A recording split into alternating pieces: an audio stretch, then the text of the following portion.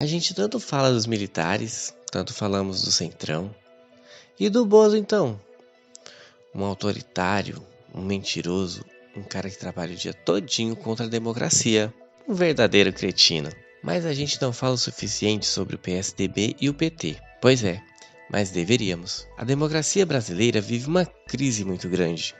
E o problema é que militares, Centrão e o Bozo são aberrações tão grandes que fica parecendo que a crise está só lá. Não tá. A crise está também na conduta desses dois partidos chaves. Os dois partidos que são a cara da nova república, foram os que fizeram os mais importantes governos dessas últimas décadas.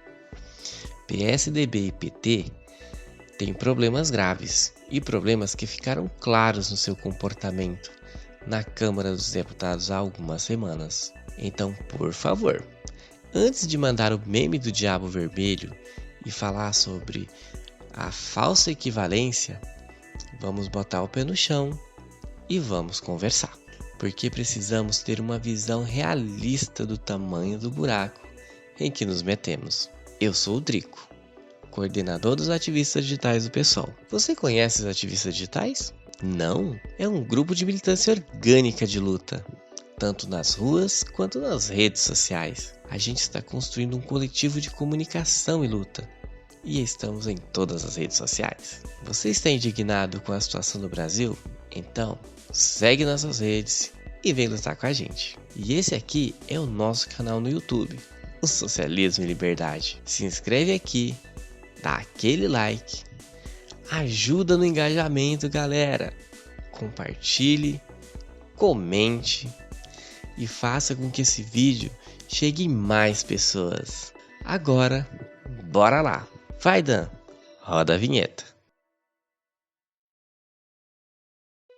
O PSDB tem 26 deputados federais. Você sabia que 14 deles votaram a favor do voto impresso? A orientação do partido era todo mundo ir contra, mas mais da metade dos deputados tucanos foram votar a favor do projeto golpista de Jair Bolsonaro. O PSDB já foi coisa do Brasil, sabe? Já representou um projeto de país. Dá quase vontade de dizer: acabou, fecha tudo e o último que sair é pagar luz. Concordo.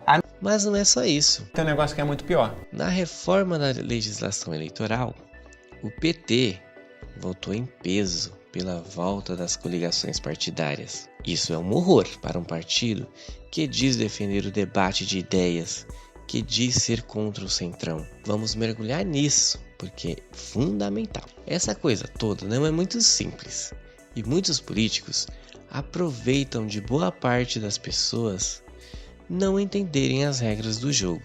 Essa coisa também explica a origem de todas as grandes crises políticas das últimas décadas. Essa coisa está por trás do impeachment de Fernando Collor, por trás de como foi votada a emenda da reeleição de Fernando Henrique, por trás do mensalão e também do impeachment da presidenta Dilma. Está por trás da manutenção do vampirão do Michel Temer no poder. Isso sem falar de inúmeras vezes que deputados deveriam ter sido caçados e não foram.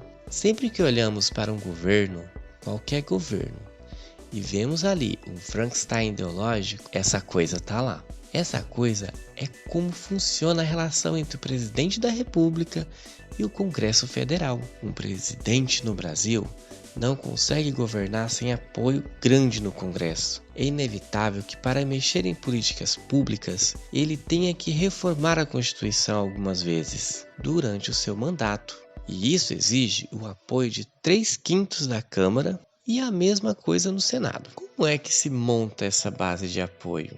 Boa pergunta, não é? E a resposta é bem simples. Negociando, é claro. Num sistema saudável, a negociação é política. Envolve visões de país e de sociedade. Quem deseja que a economia siga por aqui? Quem defende uma política ambiental de um certo jeito? E como vamos fazer com a educação?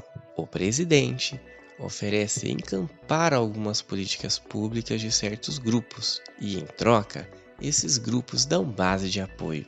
Seria o natural, só que não é assim que acontece no Brasil. Por quê? Por quê? Só na Câmara Federal, hoje, há 27 partidos representados. Você consegue me falar a diferença ideológica real entre o Rede, Cidadania e PV? Ou entre PP, PL e PTB? Citei apenas 2 trios. Poderíamos ter falado de outros, mas vai exigir uma lupa para dizer que esses 2 trios são diferentes ideologicamente entre si. A questão é a seguinte: há vantagens em se liderar um partido político. Correto? Você tem, por exemplo, assento no colégio de líderes da Câmara. Pode influir na decisão do que está sendo votado ou não em plenário. Além disso, você controla e recebe um pedaço do fundo partidário e do fundo eleitoral. Não importa a ideologia. Vale a pena para o seu projeto político pessoal comandar um partido, mesmo que de pequeno porte. É muito mais negócio do que ser líder importante dentro de outro partido maior. Mas, o presidente da República lascou a biela. Ao invés de ter que negociar com 4 ou 5 de um total de 10 ou 12 partidos, precisa negociar com 15 ou 20 de 33 partidos. Dificuldade. Qual é o resultado disso na prática? Num sistema que incentiva a formação de partidos a partir de projetos pessoais e não projetos de país, a negociação vai se dar em torno de projetos pessoais, de pessoas, e não em torno de projetos de país, de Brasil. Nós precisamos diminuir o número de partidos no Brasil. Por quê? Para aumentar a representatividade de correntes de ideias que estão disputando suas visões de sociedade. Quanto menos partidos, maior o debate sobre grandes ideias. Mais partidos, mais ficamos presos em debates de projetos pessoais. Porque é para isso que serve partido político. É para isso que serve política. É assim que se ergue uma democracia, na discussão de ideias e não na discussão de projetos pessoais. Me vejo obrigado a concordar. E aí, as regras que escolhemos para o jogo definem quais são os incentivos, definem como se joga o jogo. As regras que temos hoje dão espaço para fragmentação de partidos e projetos pessoais. É isso que a cláusula de barreiras faz. Se esse dispositivo tivesse valendo em 2018, apenas 15 partidos teriam representação plena na Câmara. Nós temos um vídeo aqui explicando a cláusula de barreira. Vamos deixar aqui na descrição deste vídeo para você entender melhor como isso funciona. O renascimento das coligações diz que os partidos podem somar seus votos a de outros partidos na hora de fazer a conta. Não tem o mínimo de votos que a cláusula de barreira exige? Não tem problema, soma com um dos outros. Pronto! Matou a regra. Pois é, e a gente falando do Centrão, né? Não permitam parecer dizer o contrário, tá? Interessa ao Centrão também essa coisa de partidos fragmentados. E muito! Sabe por quê?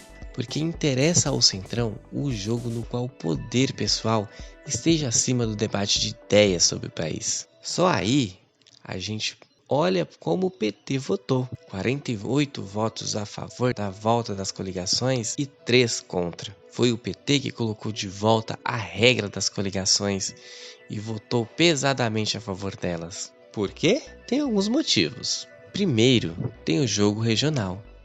Vai poder fazer coligações, aquelas bem bizarras que a gente já conhece, né? Loucamente e à vontade. Tem a questão de manter a sua hegemonia na esquerda, cheio de partidos políticos ao redor, que dependem do PT por sua existência. Afinal das contas, essa regra, sem ela, os partidos de esquerda poderiam se unir, poderiam ver outra legenda forte na esquerda, com a qual o PT vai ter que disputar. Olha só, no que se refere ao campo da esquerda, o PT vive com muita inconsistência, da qual não é cobrado. Surge outro partido forte de esquerda, essa cobrança vai vir. O jogo não está jogado. Essa votação que trouxe de volta as coligações precisam ser confirmadas novamente na Câmara de Deputados e depois precisará ser votada em 2 turnos no Senado. Possivelmente, no Senado ela vai acabar caindo.